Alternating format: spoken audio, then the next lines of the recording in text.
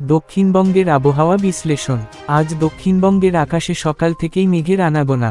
আলিপুর আবহাওয়া দফতরের তথ্য অনুযায়ী রাজ্যের উপর দিয়ে একাধিক মৌসুমী অক্ষরেখা বিস্তৃত রয়েছে। একটি রেখা বিকানের, হামিরপুর, ডালটনগঞ্জ, জামশেদপুর হয়ে দীঘা পর্যন্ত বিস্তৃত, অপরটি আরব সাগর থেকে ছত্তিশগড় পর্যন্ত। এই রেখাগুলির সম্মিলিত প্রভাবে দক্ষিণবঙ্গে আবার মাথাচাড়া দিচ্ছে বৃষ্টি। কলকাতা সহ দক্ষিণ 24 পরগনা, পূর্ব ও পশ্চিম মেদিনীপুর, ঝাড়গ্রাম, বাঁকুড়া, পুরুলিয়া, পশ্চিম বর্ধমান, নদিয়া ও হাওড়া জেলায় বজ্রবিদ্যুৎ সহ বৃষ্টির সম্ভাবনা রয়েছে। বিশেষ করে রবিবার ও সোমবার এই জেলাগুলিতে ভারী বৃষ্টির পূর্বাভাস দিয়েছে আবহাওয়া দফতর। কলকাতায় আজ সর্বোচ্চ তাপমাত্রা থাকবে 31 ডিগ্রি সেলসিয়াস।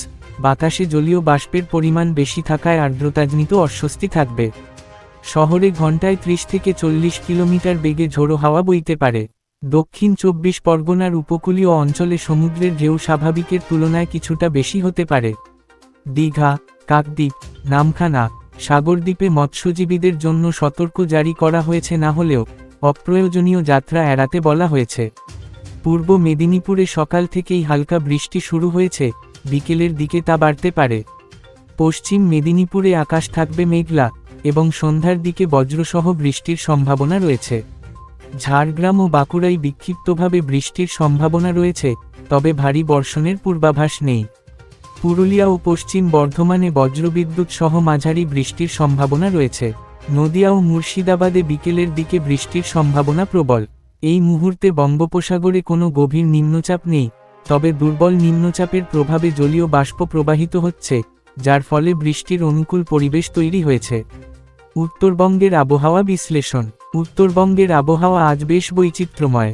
দার্জিলিং, কালিম্পং, জলপাইগুড়ি, আলিপুরদুয়ার, কোচবিহার, উত্তর ও দক্ষিণ দিনাজপুর, ইসলামপুর, গঙ্গারামপুর এই সমস্ত অঞ্চলে বৃষ্টির সম্ভাবনা রয়েছে।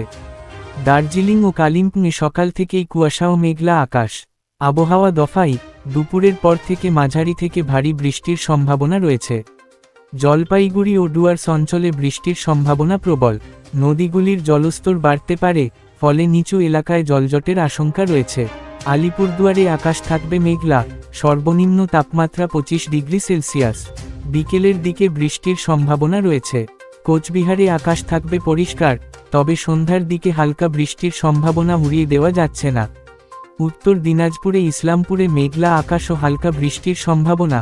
রায়গঞ্জে আকাশ থাকবে আংশিক মেঘলা।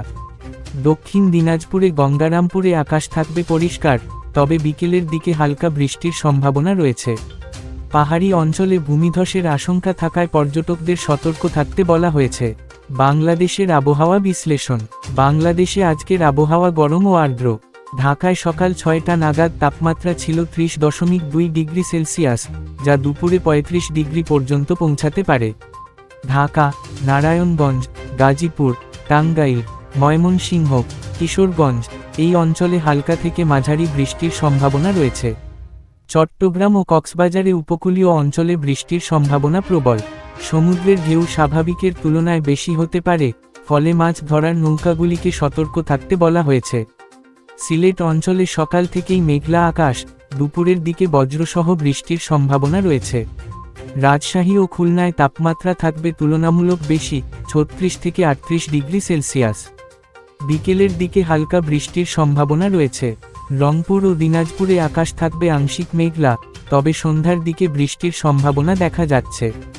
বরিশাল ও পটুয়াখালীতে বৃষ্টির সম্ভাবনা বেশি, বিশেষ করে বিকেলের দিকে। বাংলাদেশের আবহাওয়া অধিদপ্তর জানিয়েছে, মৌসুমী বায়ু সক্রিয় থাকায় আগামী 48 ঘণ্টা দেশের বিভিন্ন অঞ্চলে বৃষ্টির সম্ভাবনা থাকবে।